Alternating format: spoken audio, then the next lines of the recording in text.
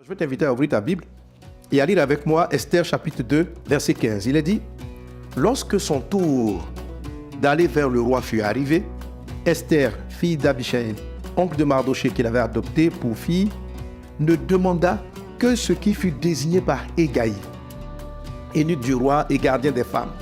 Esther trouvait grâce aux yeux de tous ceux qui la voyaient. Esther fut conduite auprès du roi Assyrus dans sa maison royale le 10e mois, qui est le mois de Nébet, la 7e année de son règne. Le roi aima Esther plus que toutes les autres femmes et elle obtint grâce et faveur devant lui plus que toutes les autres jeunes filles. Il mit la couronne royale sur sa tête et la fit reine à la place de Bastille. » Amen.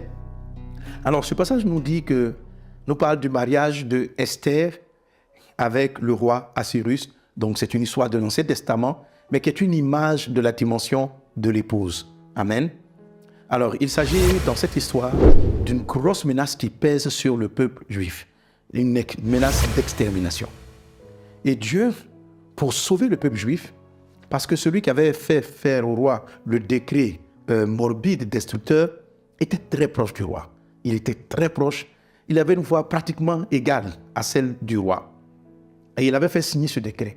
Alors, le seul niveau par lequel le texte pouvait être changé était le niveau de l'épouse. C'est-à-dire, il n'y a pas plus intime avec le roi que l'épouse. Quel que soit le rôle d'un premier ministre, quelle que soit la grandeur d'une personne, la dimension de l'épouse est supérieure. Alors Dieu va préparer une personne qu'on appelle Esther et il va la mener à franchir les étapes et à devenir l'épouse du roi. Et à partir de cette position d'épouse, elle va trouver les secrets, les clés pour pouvoir faire annuler et transformer ce qui devait être une défaite en une grande victoire. C'est ce dont Dieu nous parle. Ce texte est un texte prophétique qui explique que dans les temps de la fin, l'Église sera persécutée, l'Église sera au port d'être exterminée dans sa foi, dans sa croyance, et les chrétiens qui seront propulsés à la dimension de l'épouse, qui vont entrer dans ce dont je parle, dégageront un tel niveau de grâce et de puissance qu'ils sauveront la plupart. Jésus vient pour chercher une épouse. Alors l'histoire d'Esther est vraiment le cheminement pour un chrétien qui veut entrer dans la dimension de l'épouse. Alors nous venons d'entendre le prédicateur donner, si vous voulez, lecture et ensuite son explication du livre d'Esther. Il faut dire que c'est une explication qui rentre bien dans le cadre de sa doctrine, dans le cadre de l'enseignement qu'il donne, à savoir que les chrétiens devraient entrer dans ce qu'il appelle la dimension d'épouse.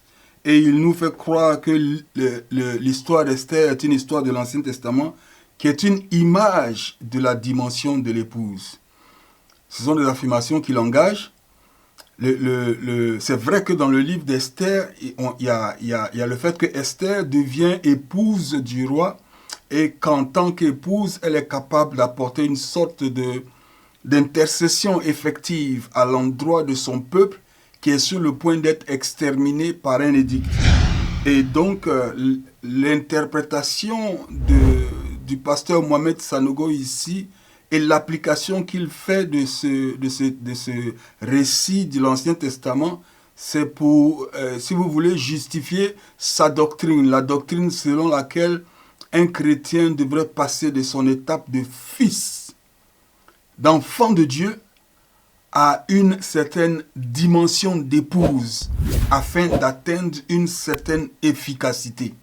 Nous avons déjà établi et déjà démontré suffisamment d'ailleurs sur la base des Écritures que cette doctrine n'est pas supportée par la parole de Dieu. Il n'y a nulle part dans le Nouveau Testament où les chrétiens sont encouragés ou exhortés à passer de l'étape de fils, d'enfant de Dieu à la dimension d'épouse. Mais plutôt au contraire, l'épouse de Christ, c'est l'Église. Et ceux qui font partie de l'Église, ils font partie de ce que c'est que l'épouse de Christ. Et même si vous êtes devenu chrétien aujourd'hui, à la seconde, vous entrez dans le corps de Christ, qui est l'épouse de Christ. Et vous n'avez pas à faire quoi que ce soit pour atteindre une certaine dimension de l'Église, de l'épouse, pardon. Et ce que vous devez plutôt faire, c'est de comprendre qui vous êtes et de grandir dans la connaissance de qui vous êtes et de celui qui vous a fait part de son corps. C'est ça la croissance spirituelle. La connaissance en Christ, la connaissance de Christ est grandie dans la grâce de Dieu, grandit dans la connaissance de Christ. Donc il n'existe pas dans le Nouveau Testament, dans l'enseignement des apôtres, dans l'Église primitive, dans tout ce que nous voyons dans le Nouveau Testament, il n'a jamais été question pour les chrétiens de faire 1, 2, 3 ou A, B, C pour passer d'une dimension de fils à la dimension d'épouse. Bien au contraire, tous les textes dans le Nouveau Testament magnifient le fait que nous soyons appelés enfants de Dieu. Il n'y a rien de plus grand pour nous d'être appelés enfants de Dieu. L'expression enfant de Dieu est celle qui décrit de la façon la plus majestueuse possible la relation qui existe entre le chrétien et Dieu. Le fait que Dieu ait fait de nous ses enfants. Et l'idée de l'épouse existe aussi dans le Nouveau Testament, qui est une sorte de métaphore de la relation intime et amoureuse qui existe entre l'Église, entre le Christ et son Église.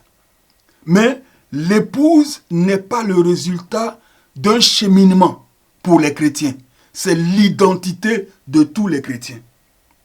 Et donc ici, dire que l'histoire d'Esther est une histoire de l'Ancien Testament qui est une image de la dimension de l'épouse, vous voyez la langue fourchue. On prend un peu de vrai et on le retourne en notre faveur. Et ça, il faut être capable de le discerner et de l'exposer le plus rapidement possible. Alors, il y a d'autres choses encore. Une autre chose qui est dite que j'ai notée, qui est encore plus sérieuse. Alors, le pasteur Mohamed Sanogo affirme ici, et je l'ai écrit, je le cite, « Dans les temps de la fin, l'Église sera persécutée au bord d'être exterminée dans sa foi, dans sa croyance. Et les chrétiens qui seront propulsés à la dimension de l'épouse dégageront un tel niveau de grâce et de puissance qu'ils sauveront la plupart. » Ce texte est un texte prophétique qui explique que dans les temps de la fin, l'Église sera persécutée, l'Église sera au bord d'être exterminée dans sa foi, dans sa croyance, et les chrétiens qui seront propulsés à la dimension de l'épouse, qui vont entrer dans ce dont je parle, dégageront un tel niveau de grâce et de puissance qu'ils sauveront la plupart. Alors, cette affirmation est problématique à plusieurs égards. D'abord, même dans sa construction elle-même. Ici, c'est une prophétie. C'est-à-dire, c'est une interprétation prophétique du livre d'Esther. Nous savons que l'Ancien Testament est prophétique en ce sens qu'il dit des choses qui sont supposées être révélées par le Nouveau Testament. Alors, il dit ici qu'il arrive un temps de la fin dans lequel l'Église sera tellement persécutée que certains chrétiens qui auront été propulsés à la dimension de l'épouse, ils dégageront un tel niveau de grâce et de puissance qu'ils sauveront plusieurs. Alors, déjà ici, je n'ai pas encore vu dans la Bible des chrétiens sauveurs, des chrétiens qui sauvent d'autres chrétiens. D'abord, on ne va pas revenir sur cette question de dimension, mais ici, il est clairement dit que certains chrétiens auront atteint une telle dimension et ils dégageront un tel niveau de grâce et de puissance qu'ils sauveront les autres. Des chrétiens qui deviennent des sauveurs parce qu'ils ont atteint un certain niveau de grâce et de puissance.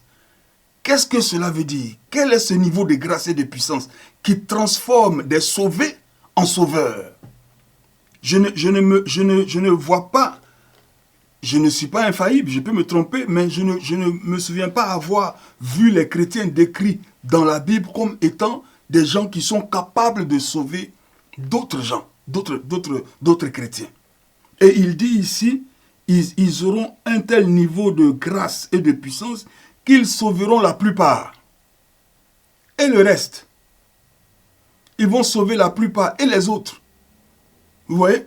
Et donc, dans la construction même de cette projection prophétique du livre d'Esther, il y a un problème.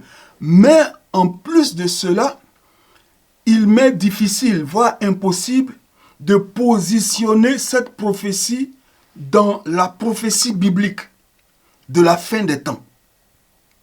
Il dit qu'il arrivera un temps où les chrétiens seront tellement persécutés qu'ils seront sauvés par d'autres chrétiens qui auront atteint la dimension d'épouse. Mais quand je considère la prophétie biblique de la fin des temps, je n'arrive pas à positionner ces événements dont il parle ici. Les événements dont le pasteur Mohamed Sanogo parle ici. Nous savons par exemple, et la prophétie biblique la plus claire, la plus explicite, est celle de Daniel concernant les 70 semaines. On pourra en parler dans une autre vidéo, mais la réalité est qu'en ce moment, nous sommes, si vous voulez, entre la 69e et la 70e semaine. Il y a une sorte de pause prophétique. Et la 70e semaine consiste en ce qu'on appelle la tribulation. Alors, l'Église aura été enlevée. Et la tribulation est une période de 7 ans qui est partagée en deux. Quand l'Antichrist sera révélé et prendra, si vous voulez, le pouvoir, la première moitié de cette période sera une période à laquelle tout le monde entier l'adorera. Parce qu'il sera assis dans le temple à Jérusalem. Et les Juifs, parce qu'il aura établi la paix, et il régnera, et les Juifs l'adoreront. Jusqu'à ce qu'en plein milieu de cette période, il révèle sa vraie identité. Et il commence à répandre l'abomination dans le temple. Et c'est là que le peuple d'Israël, les Juifs, se rendent compte que cet homme est un imposteur, c'est le diable. Et c'est là que commence ce qu'on appelle la grande tribulation, qui va se poursuivre pendant les 3 dernières années, 3 et demi de la période de la tribulation. Et ceci est bien indiqué dans les Écritures, aussi bien prophétiquement, bien sûr. Alors je vais lire par exemple dans le livre de Jérémie, par exemple au chapitre 30, Jérémie appelle cela l'angoisse de Jacob. Je vais lire Jérémie chapitre 30 au verset 7. Jérémie chapitre 30 au verset 7. Malheur, car ce jour est grand. Il n'y en a point eu de semblable. C'est un temps d'angoisse pour Jacob. Un temps d'angoisse pour Jacob. Daniel en parle aussi. Daniel dit quoi? Dans le chapitre 12 du livre de Daniel. Daniel dit au verset 1 du chapitre 12, il dit ceci. En ce temps-là se lèvera Michaël, le grand chef, le défenseur des enfants de ton peuple. Et ce sera une période de détresse, telle qu'il n'y en a point eu de semblable depuis que les nations existent jusqu'à cette époque. Et il continue pour dire, en ce temps-là, ceux de ton peuple qui seront trouvés inscrits dans le livre seront sauvés. Mais le Seigneur lui-même en parle dans Matthieu 24. Dans Matthieu 24, le Seigneur lui-même en parle. Il dit ici, 24, verset 21, « Car alors la détresse sera si grande qu'il n'y en a point eu de pareil depuis le commencement du monde, jusqu'à présent, et qu'il n'y en aura jamais. » Et il continue au verset 22 pour dire, « Et si ces jours n'étaient abrégés, personne ne serait sauvé, mais à cause des élus, ces jours seront abrégés. » Et donc nous voyons, il y a beaucoup d'autres passages qui en parlent, Marc au chapitre 13, Apocalypse chapitre 11, beaucoup d'autres passages en parlent. Donc il s'agit d'une grande persécution du peuple juif. Et donc qu'est-ce qui se passe dans le livre d'Esther? Eh bien Esther prend connaissance d'un grand complot. Un grand complot concernant l'extermination du peuple juif par Haman. Et étant consciente étant informée de ce complot, elle va tout de suite intercéder en faveur de son peuple.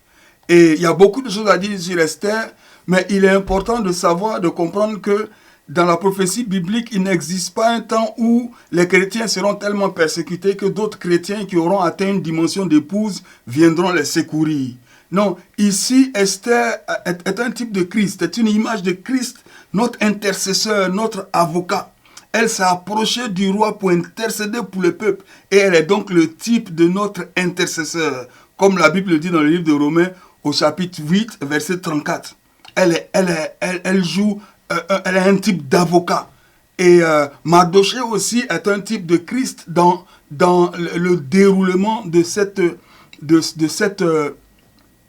l'incident qui se tient dans le livre d'Esther, mais qui est une figure, un type de la délivrance du peuple juif de la grande tribulation qui a lieu dans la dernière semaine du livre ou de la prophétie de Daniel.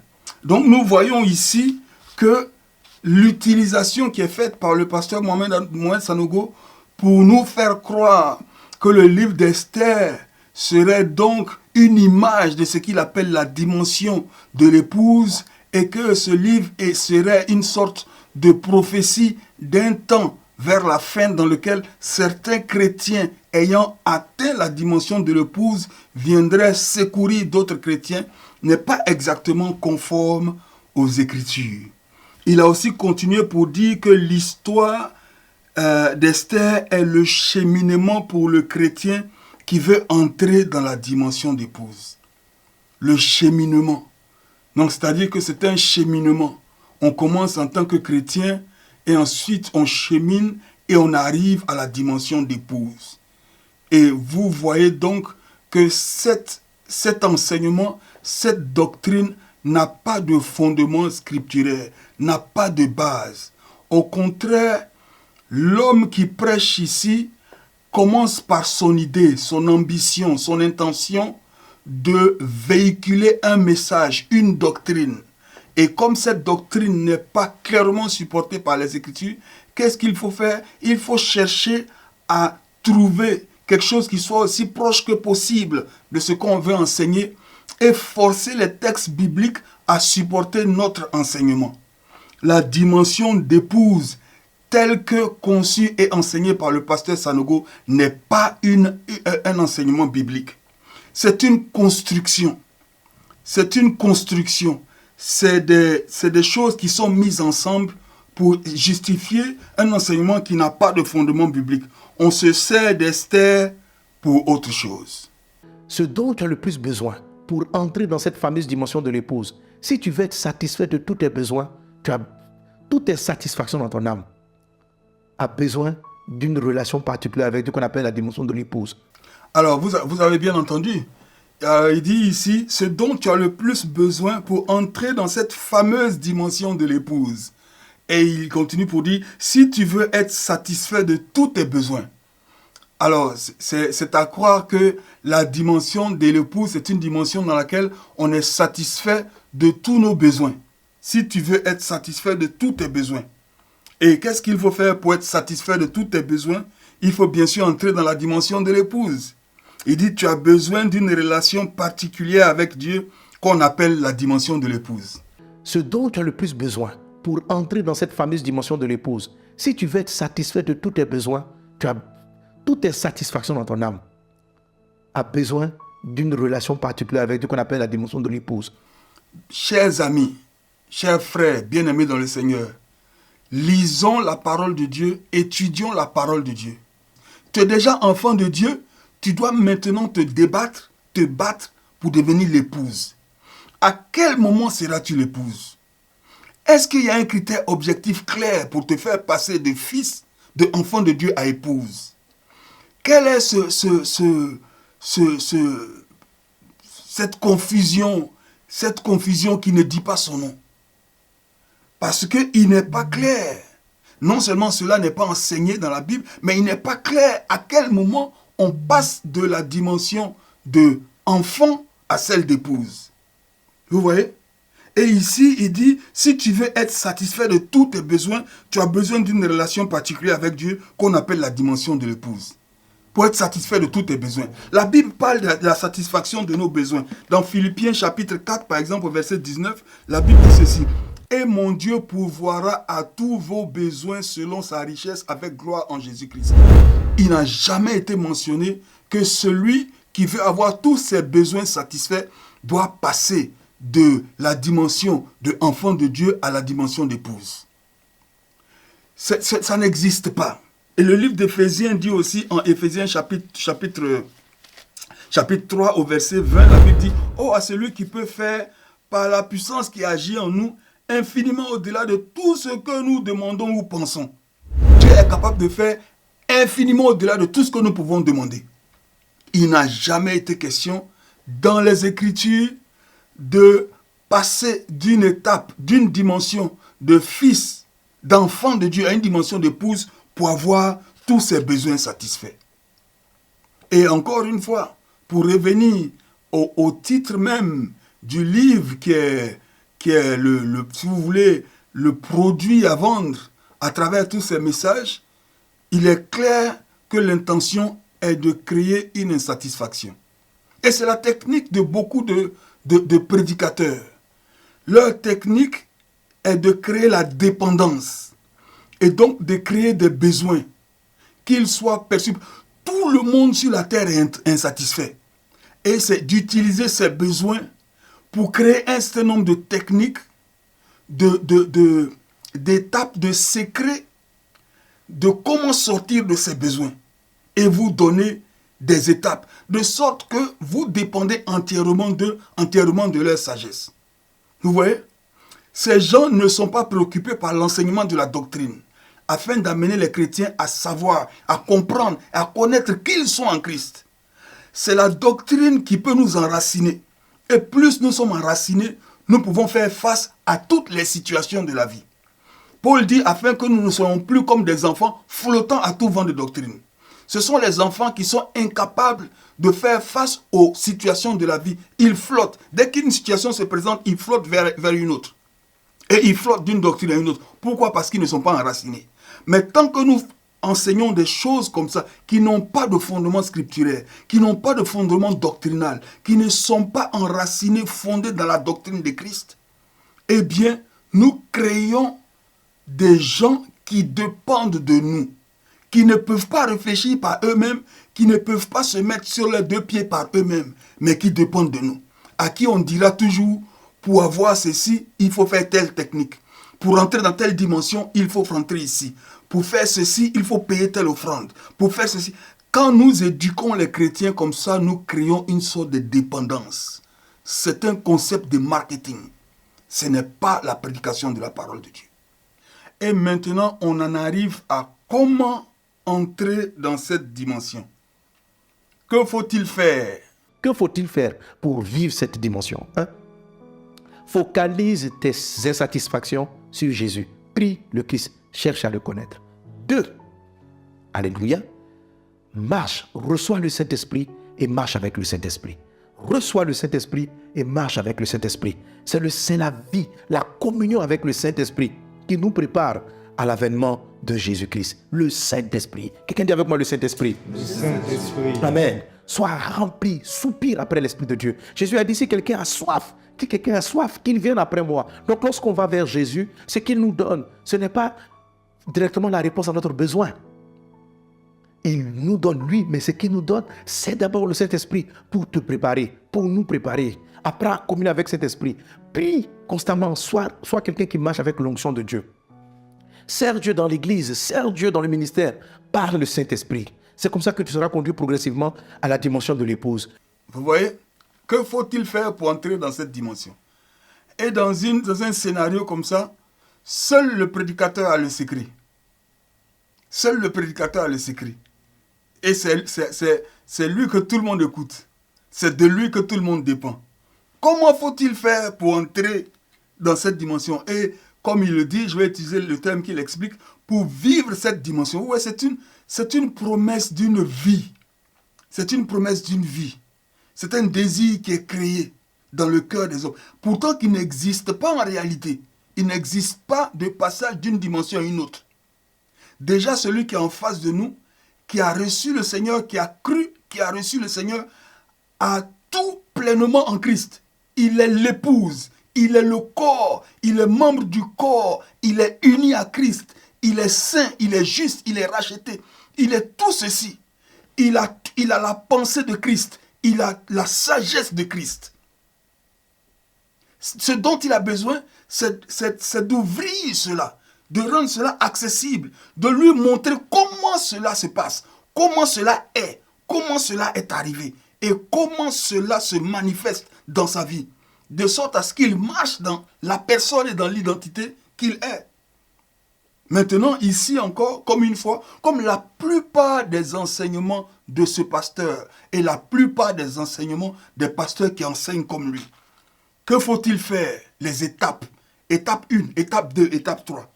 Les étapes pour entrer dans la dimension de l'épouse. Que faut-il faire? La première chose qu'il dit ici, focalise tes insatisfactions sur Jésus. Focalise tes insatisfactions sur Jésus. Alors, parlons à des chrétiens qui sont assis là. Il y en a qui sont chrétiens depuis 5 ans, 10 ans, 15 ans. Et c'est maintenant qu'on va apprendre à des chrétiens de plus de 20 ans qu'ils sont enfants, qu'ils doivent chercher à passer à la dimension de l'épouse et que c'est maintenant qu'ils doivent focaliser leurs insatisfactions sur Jésus. Mais attendez, vous ne priez pas? Je suis sûr que vous priez. Je suis sûr que vous faites connaître à Jésus, comme la Bible l'indique, tous vos besoins. Faire connaître ses besoins. Et la paix qui surpasse l'entendement vous sera donné. Et le Seigneur répondra à vos besoins. Mais de quoi est-il question quand on vous dit focalise tes insatisfactions sur Jésus? Qu'est-ce que ça veut dire? Vous voyez, il n'y a rien de substantiel dedans. C'est comme quelque chose de vide. Il n'y a rien, il n'y a pas de substance dedans. Ça veut dire quoi? Focalise tes insatisfactions sur Christ. Je prie tous les jours. Je focalise mes insatisfactions sur Christ. Je lui présente mes besoins. Je lui présente mes faiblesses. C'est ce que je fais tous les jours. Ou bien, quand je prie, depuis que je prie, je n'ai pas encore fait ça. Focalise tes insatisfactions sur Jésus. Prie le Christ. Alors ma question est de savoir, qui est-ce que vous priez? Prie le Christ. Cherche à le connaître. Cherche à le connaître. Et souvent, on entend des prédicateurs donner des injonctions comme ça aux chrétiens. Et lis la Bible. Reçois la révélation de ton identité spirituelle. Cherche à connaître Christ. Non, le rôle du prédicateur n'est pas de donner des injonctions. Le rôle du prédicateur, c'est de faire connaître Christ. Vous ne pouvez pas prêcher le développement personnel tous les dimanches et crier aux chrétiens, cherche à connaître Christ. Comment? C'est à vous qu'il vient recevoir l'enseignement de la connaissance de Christ. Vous ne lui enseignez pas Christ, mais vous lui dites, cherche à connaître Christ. Et le dimanche qui suit, vous allez lui enseigner comment maîtriser tes émotions. En quoi un tel message peut-il l'aider à connaître le Christ qu'il a besoin de connaître pour entrer dans la dimension dans laquelle vous voulez qu'il entre? Vous voyez comme c'est problématique? Cherche à le connaître. Et il dit, en deuxièmement, reçois le Saint-Esprit et marche avec le Saint-Esprit. Et ça me pose un problème sérieux, une question sérieuse. Quand on demande à des chrétiens de recevoir le Saint-Esprit, c'est sérieux. Je me demande, ce message-ci, il est pour qui au juste? Il est adressé à des chrétiens ou il est adressé à des non-chrétiens? Parce que on ne peut pas demander à des chrétiens de recevoir le Saint-Esprit. Il dit par exemple, quand nous allons à lui pour nos besoins, il nous donne d'abord le Saint-Esprit. Donc lorsqu'on va vers Jésus, ce qu'il nous donne, ce n'est pas directement la réponse à notre besoin. Il nous donne lui, mais ce qu'il nous donne, c'est d'abord le Saint-Esprit pour te préparer, pour nous préparer. Mais je ne sais pas quel type de chrétien vous êtes. Donc vous n'avez pas le Saint-Esprit. Vous n'allez pas me faire croire que ce message est un message qui est adressé à des non-chrétiens, puisque les non-chrétiens ne peuvent pas passer de la dimension des fils à celle d'épouse, puisqu'ils ne sont même pas fils. Alors donc vous parlez des fils, mais ce qui fait de nous des fils, c'est que nous avons reçu l'esprit d'adoption. Nous avons le Saint-Esprit. Mais comment on peut encore nous dire de recevoir le Saint-Esprit?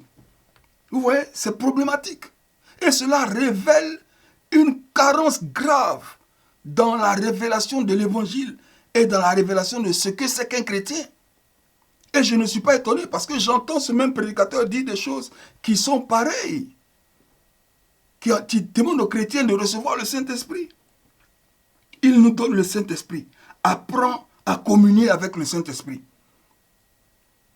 D'abord, si on fait croire à des chrétiens qu'ils ont besoin d'avoir le Saint-Esprit, je ne sais pas comment on peut leur apprendre à communier avec le Saint-Esprit. Non, le chrétien a l'Esprit de Dieu.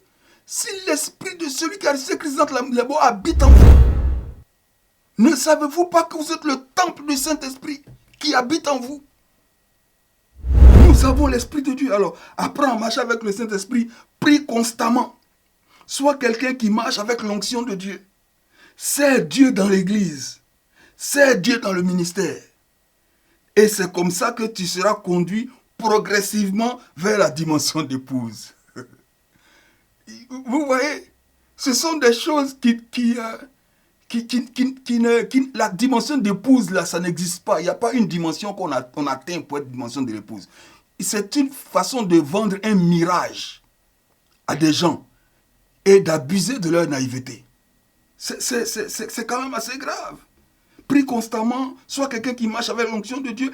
Quel jour, quand j'aurais fait ça pendant 30 ans, quel jour je l'aurais fait suffisamment pour être satisfait que maintenant je suis dans la dimension d'épouse. Mais le pasteur Sanogo lui-même qui prêche, il est dans quelle dimension? Il est dans la dimension de l'épouse ou il est dans la dimension de fils? Comment, à quel moment Dieu lui a dit qu'il arrivait dans la dimension d'épouse? Vous voyez? C'est quand même sérieux ce qui est en train d'être dit ici. Arriver progressivement dans la dimension d'épouse. C'est-à-dire que c'est une chose progressive. Ouais, je ne peux pas m'arrêter de penser à ça. Ça me rappelle cette maman d'une église catholique qui allait demander au prêtre, mais ça fait longtemps que je paye de l'argent pour demander les messes pour mon mari qui est au purgatoire. Est-ce que vous pouvez me dire quel jour il va sortir de ce purgatoire pour entrer au ciel? Vous comprenez? Alors, quel jour, moi, je vais servir le Seigneur, marcher avec Christ, prier constamment, faire tout cela? Quel jour j'aurai mon certificat d'épouse? Puisque vous êtes en train de m'enseigner qu'il faut que je passe de la dimension de fils à celle d'épouse. Et je dois le faire progressivement. Ça veut dire quoi? Ça veut dire quoi? Progressivement. Donc, si Jésus vient pour son épouse, écoute-moi bien, si Jésus vient pour son épouse et que moi je n'ai pas encore atteint la dimension d'épouse, qu'est-ce qu'il fera de moi? Il va me laisser parce qu'il vient chercher son épouse, comme le pasteur nous l'a dit. Mais malheureusement, malgré tous mes efforts, je me suis consacré, j'ai tout fait, il m'est resté un centimètre. Quand Jésus est venu, et je n'étais pas encore dans la dimension d'épouse, et il a pris son épouse, et il est parti. Vous voyez comment un tel enseignement est compliqué, est problématique? Dieu est touché parce que le Saint-Esprit te dit de faire. Dieu est touché parce que tu fais les choses à la manière du Saint-Esprit. Dieu n'est pas touché parce que tu vas évangéliser. Les fils évangélisent. L'épouse, elle évangélise de manière agréable au Père. C'est pas pareil. Les fils lisent la Bible. L'épouse, elle lit la Bible conduite par le Saint-Esprit. Est-ce qu'on est ensemble? Amen. C'est ça qui fait la différence entre les chrétiens à la dimension de fils. Les chrétiens à la dimension de fils resteront insatisfaits. Ils vont au paradis. Ils sont sauvés parce qu'ils ont cru au Seigneur Jésus-Christ. Mais cette dimension où on vit Dieu, où on reflète la vie de Dieu, ça c'est une autre chose. C'est une autre étape. Et c'est ce à quoi la création entière aspire.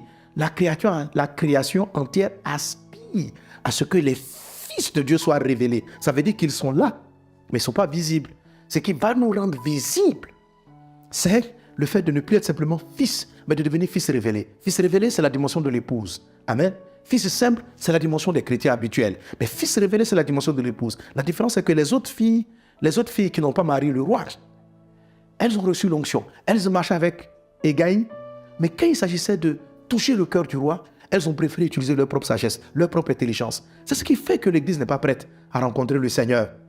Ce qui fait que l'Église n'est pas prête, parce qu'elle fait ses œuvres par elle-même, par nos expériences, par notre vie passée. Les gens adorent à leur propre manière. Ils font les offrandes qu'eux-mêmes ils veulent faire. Non. Quand vous voulez toucher le cœur de Dieu, même venir à l'église faire votre offrande, vous vous mettez à genoux pour dire, Saint-Esprit, que puis-je apporter aujourd'hui à Dieu qui va le toucher? Et il te conduit dans ce que tu fais. Il t'oriente dans ce que tu fais. Ceux qui rentrent dans la dimension de l'épouse sont des personnes qui font les choses par l'Esprit de Dieu. Ils ne prêchent pas pour prêcher. Il y en a qui vont étudier, voilà, quel est le besoin de l'église. Alors je vais trouver une stratégie de prédication. Non. Cet esprit, qu'est-ce que tu as à dire aujourd'hui à tes enfants? Qu'est-ce que tu as à dire aujourd'hui à tes enfants? Ceux qui rentrent dans la dimension de l'épouse, c'est ceux qui font les travaux même habituels par le Saint-Esprit, qui font toutes choses par le Saint-Esprit. Ce sont les personnes qui sont conduites par le Saint-Esprit. Regardez par exemple, la Bible nous dit dans le livre de 1 Jean chapitre 3, et nous avons déjà cité ce passage, et le pasteur Sanogo a même utilisé ce passage, mais d'une façon un peu bizarre. Alors, il est dit, regardez quel amour le Père a témoigné pour nous, que nous soyons appelés fils de Dieu, enfants de Dieu. Il est clair dans la Bible qu'il n'y a pas plus grand que le fait d'être appelé enfant de Dieu. Jean parle de l'amour que le Père a témoigné pour nous, afin que nous soyons appelés enfants de Dieu. Paul parle de l'esprit d'adoption que nous avons reçu. Et nous avons en Christ, par Christ, touché profondément le cœur du Père. Et il a manifesté ce grand amour pour nous. Vous voyez ? Ici, il parle tantôt de toucher le cœur de Dieu. Comment Dieu est touché, l'idée même de toucher le cœur de Dieu. Il y a une partie de cet enseignement où il parle même de l'offrande. Comment faire une offrande? Parce qu'on doit être soucieux du fait que notre offrande doit toucher le cœur de Dieu. Et donc, ces choses-là. Pourtant, Paul enseigne, par exemple, dans le cadre de l'offrande, que nous devons apporter selon ce que notre cœur a résolu. Nous sommes dans la grâce de Dieu, nous sommes dans l'amour du Père. Et Dieu n'est pas une idole que nous essayons de satisfaire. Dieu n'est pas une idole que nous essayons d'amadouer, dont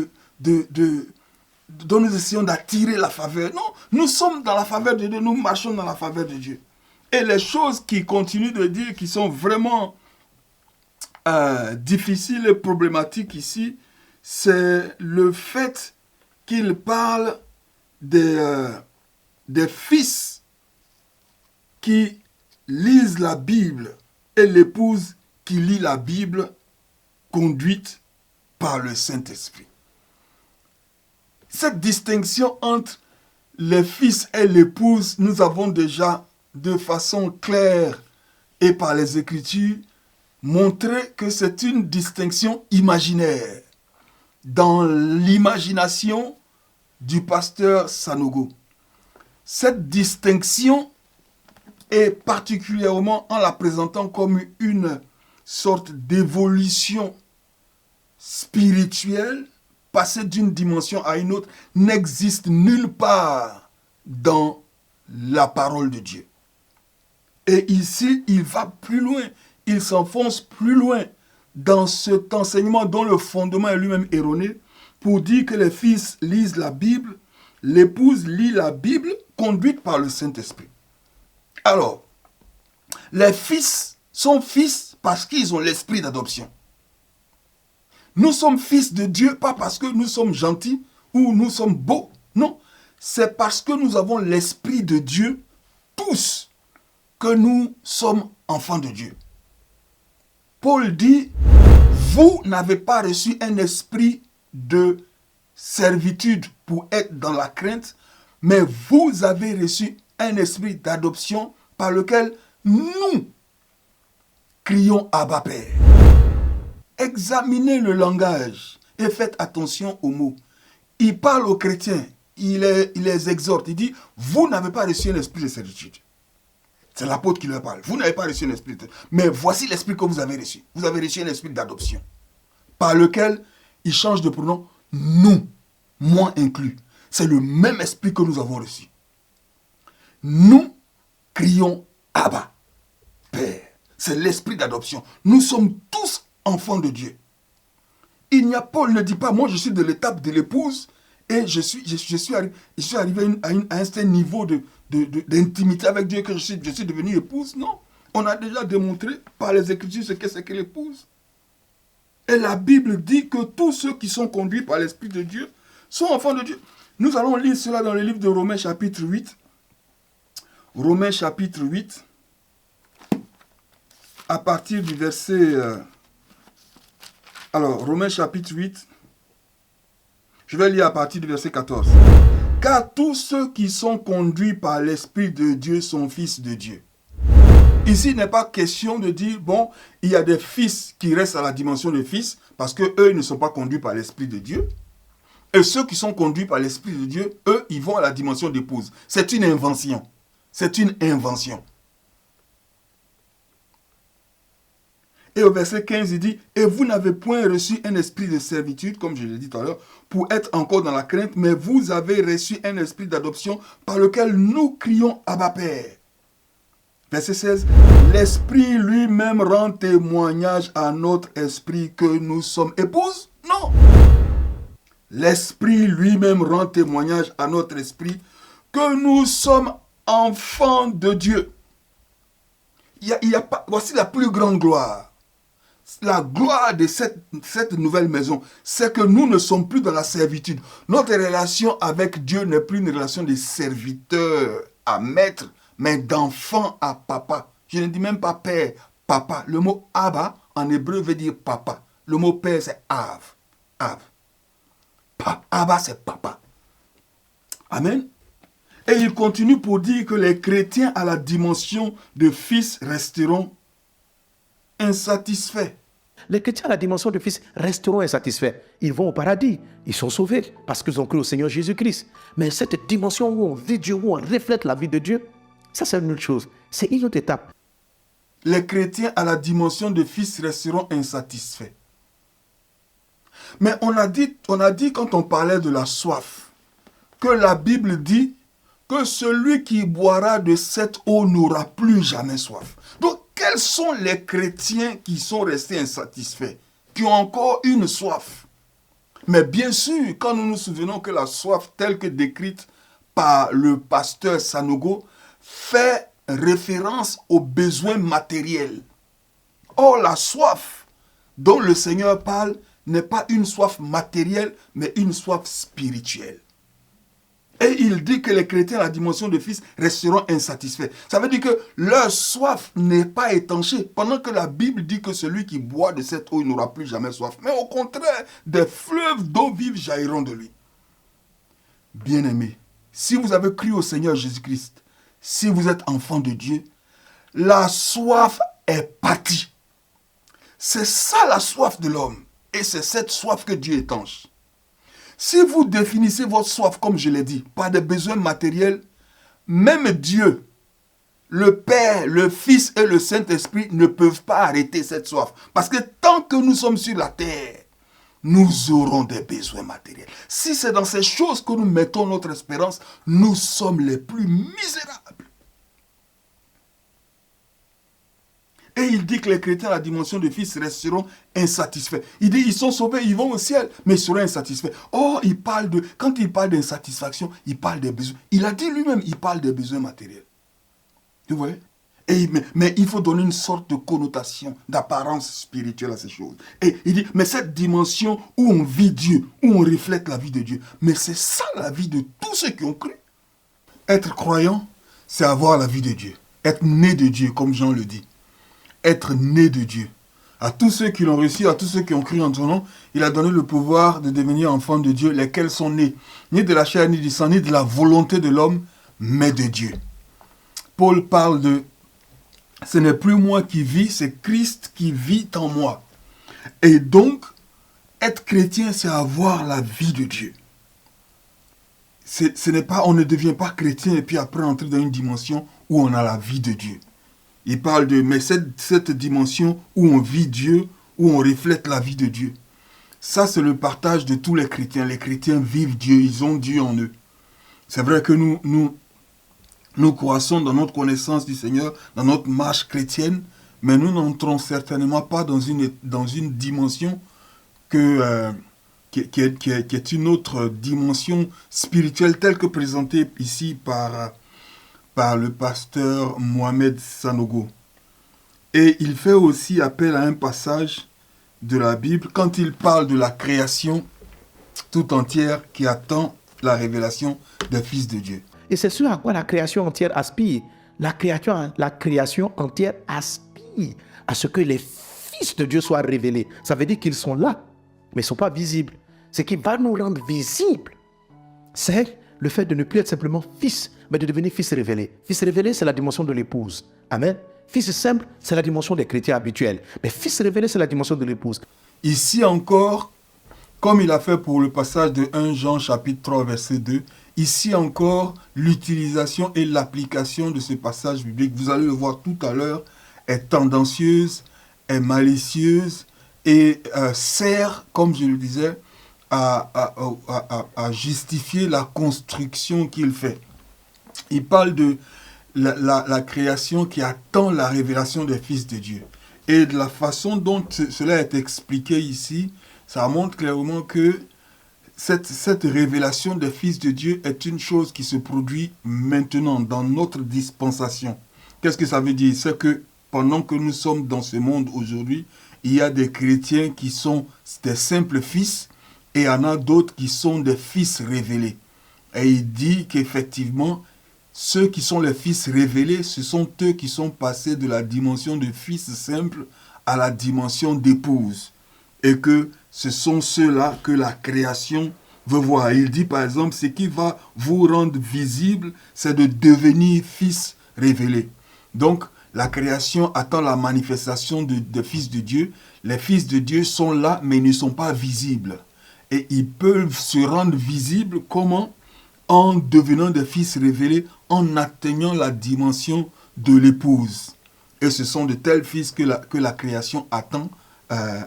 Mais est-ce que cette interprétation et cette application est correcte? Est-ce qu'elle est conforme à l'enseignement des Écritures? Est-ce qu'elle est conforme à ce que la Bible dit quand elle parle de la création qui attend la manifestation des fils de Dieu? Est-ce que la Bible est en train de dire qu'il y a des chrétiens qui sont des fils, mais il y en a qui ne sont pas encore des fils révélés et qui doivent entrer dans une dimension de fils révélés? Est-ce que la Bible fait allusion à quelque chose qui se passe maintenant, pendant que nous sommes encore là, pendant cette dispensation? On va lire le passage dans le livre de Romains et je vais lire à partir du verset... à partir du verset 18. Paul dit ici: « J'estime que les souffrances du temps présent ne sauraient être comparées à la gloire à venir qui sera révélée. » Déjà dans ce premier verset, on se rend compte qu'il fait, il oppose deux périodes, si on peut le dire ainsi. Il parle du temps présent et il parle de la gloire à venir qui sera révélée pour nous. Alors, il parle d'un temps présent et d'un temps futur. Et quand nous savons que le mot qui est utilisé ici par temps, qui est aussi traduit comme l'ère, le temps présent, c'est-à-dire la période présente, qui est par opposition à la gloire à venir faisant allusion à une période future et non une période présente. Et il dit, au verset 19, aussi, la création attend-elle avec un ardent désir la révélation des fils de Dieu. Et donc, il est clair que cette révélation des fils de Dieu se produit ou arrive avec la gloire à venir qui sera révélée pour nous.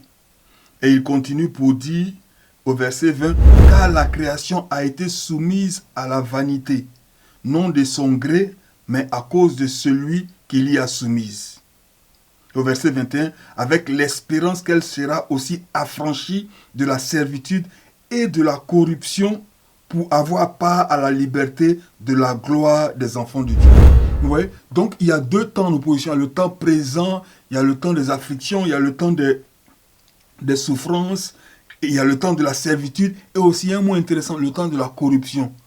Or, dans le temps de la gloire, nous allons passer du corruptible à l'incorruptible. Donc, Romains 8, 19 ici ne fait pas allusion à une période présente dans laquelle certains chrétiens sont des fils et d'autres deviennent des fils révélés. C'est-à-dire, par exemple, on est là, je suis là avec mon frère ou ma soeur en Christ, moi je suis un fils et elle est un fils ou il est un fils révélé. Ce n'est pas conforme à ce qui est enseigné ici. Ce qui est enseigné ici parle de la gloire à venir, de la glorification. La création tout entière et la création qui a été soumise, comme le passage le dit ici, dans le verset 20, soumise à la vanité, non de son gré, mais à cause de celui qui l'y a soumise. Ce passage fait référence au péché originel, à Adam et dont les conséquences du péché ont affecté non seulement les hommes, mais la création entière. Et toute la création, Paul montre ici, attend aussi ce moment de gloire et de libération. Et ce moment de gloire, c'est un moment à venir et non un moment qui est dans notre dispensation ici. Donc, ce n'est pas correct, conforme aux Écritures, d'utiliser ce passage pour dire que ce qui va nous rendre visibles, c'est d'être des fils révélés. Parce que nous sommes des fils, mais nous sommes encore cachés. Et ce qui va nous rendre visibles, c'est de devenir des fils révélés. Je pense que il faut faire très attention.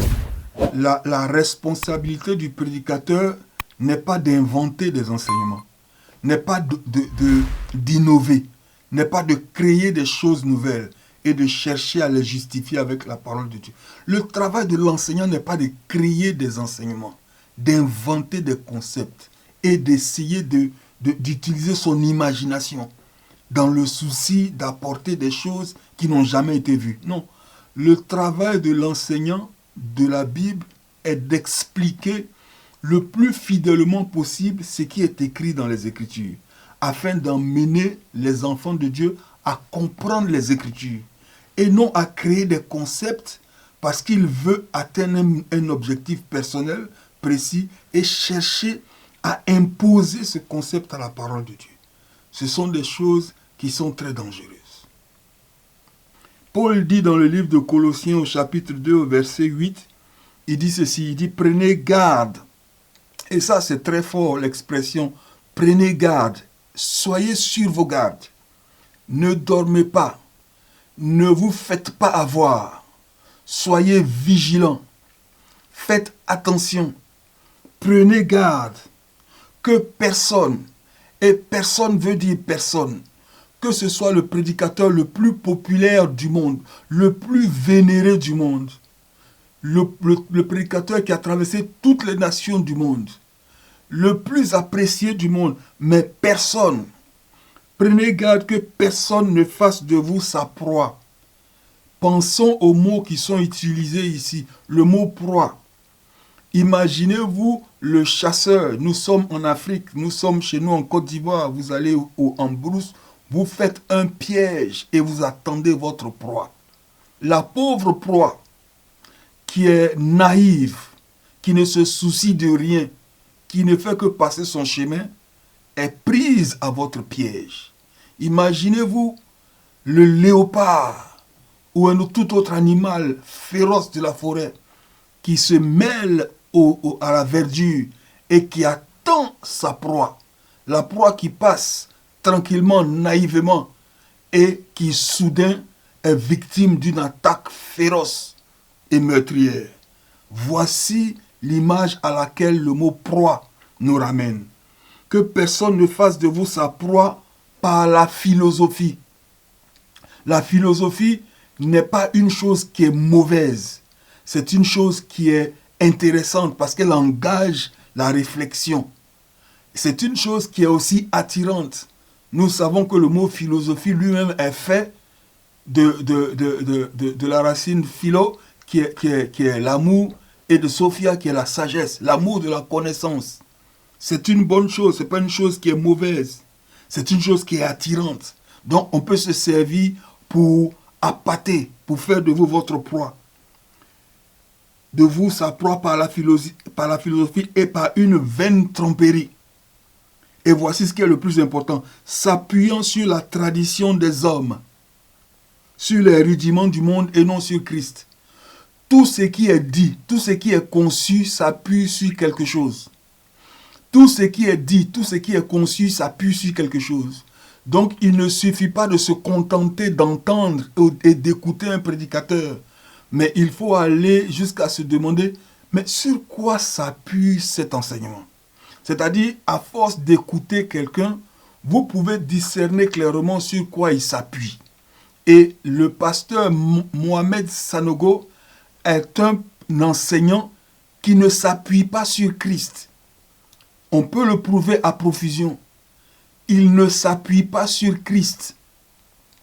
Il s'appuie sur autre chose. Il s'appuie sur d'autres concepts. Mais on le voit clairement. Par exemple, dans cet enseignement-ci, on voit clairement que son point de départ n'est pas une exposition littérale claire et fidèle de la parole de Dieu, mais son point de départ est un concept qu'il a créé dans sa tête, l'insatisfaction. Et il veut véhiculer ce concept, il lui faut trouver un soutien biblique. Et il est obligé de tordre le sens de certaines écritures afin de les amener à supporter ce que lui, il veut dire. Une telle démarche n'est pas digne d'un prédicateur de l'évangile. Le prédicateur de l'évangile est quelqu'un qui a été envoyé avec un message. Il ne tord pas le message, il le délivre fidèlement. Il y a beaucoup, si vous êtes habitué à ces prédications, vous allez voir beaucoup on n'a même pas besoin de les écouter longtemps pour savoir que cet homme n'est pas fidèle à la parole de Dieu. Et donc, tout ceci est très important. Il nous faut faire attention. Vaine tromperie, s'appuyant sur la tradition des hommes, sur le rudiment du monde et non sur Christ. S'appuyer sur Christ, c'est être fidèle à l'interprétation christocentrique des Écritures. C'est faire ressortir Christ, c'est donner la gloire à Christ. Paul dit aussi dans 2 Corinthiens 4, 5, « Nous ne nous prêchons pas nous-mêmes, c'est Christ que nous prêchons. » Et cet homme se prêche lui-même. Il se prêche lui-même. Il commence par ce qu'il veut dire, il est guidé par ce qu'il veut dire, il est contrôlé par ce qu'il veut dire. Ce qui importe pour lui, c'est ce qu'il veut dire et non ce que la Bible veut dire. Il va jusqu'à prendre la Bible pour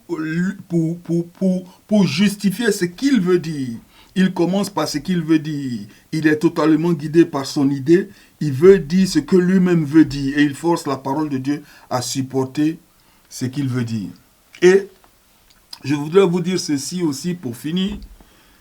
Il faut faire attention au style de prédication ou au lieu ou aux églises où la parole, l'enseignement est porté sur faites ceci, comment entrer ici, comment sortir par là, comment avoir ceci, comment avoir ceci, les étapes de ceci, étape 1, 2, 3, comment, ces choses-là où on vous demande toujours des efforts.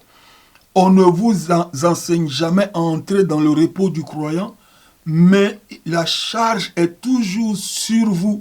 Le joug est toujours sur vous de produire plus d'efforts. Et très généralement, c'est un mirage qui vous est proposé parce que vous n'avez aucun indicatif objectif de la suffisance de vos efforts. Mais bien au contraire, vous vous trouvez dans une situation où vous êtes inadéquat, où vous êtes insuffisant, où vous êtes sous pression. Il faut faire attention à ce genre de lieu. Ce genre de lieu n'est pas un lieu où Christ est nécessairement enseigné.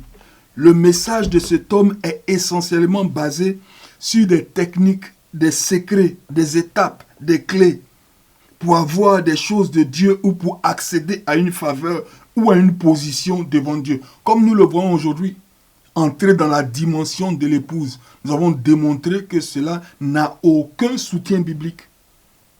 Et dans ce genre de situation, Christ ne suffit pas. Bien au contraire, Christ devient rien de plus qu'un moyen pour atteindre une fin.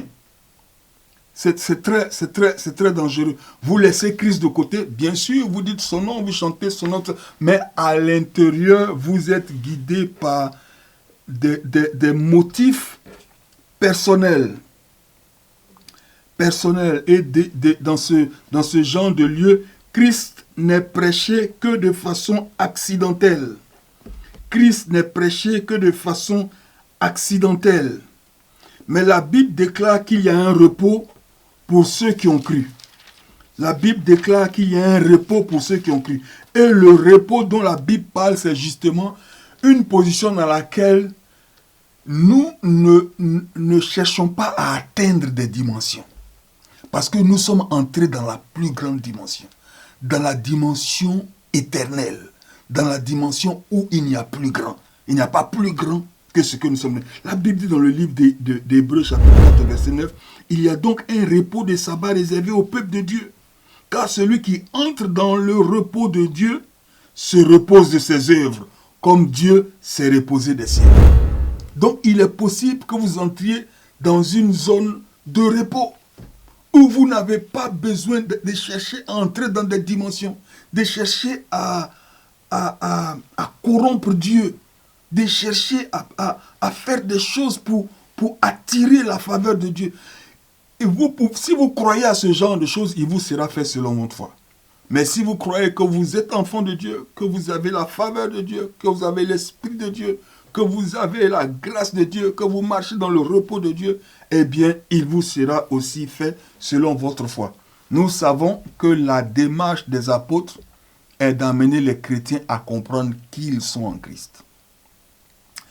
Et les apôtres ne demandent pas aux chrétiens de faire des efforts pour entrer dans des dimensions, mais ils leur enseignent leur identité spirituelle. Et ils leur exposent la parole de Dieu. J'espère que vous avez été bénis par cet enseignement, que cette vidéo vous a servi. Si c'est le cas, eh bien, je vous encourage une fois encore à souscrire, à vous abonner à cette chaîne. Elle va vous aider. Vous allez pouvoir recevoir des enseignements qui vont vous aider à grandir dans le Seigneur, dans la grâce et dans la connaissance de Christ. Et aussi, n'oubliez surtout pas, il y a une petite clochette de notification, appuyez là-dessus et comme ça, vous ne ratez plus aucune vidéo. Partagez-la aussi à vos connaissances, à vos amis. Et nous allons nous retrouver très bientôt dans la prochaine vidéo. Que Dieu vous garde.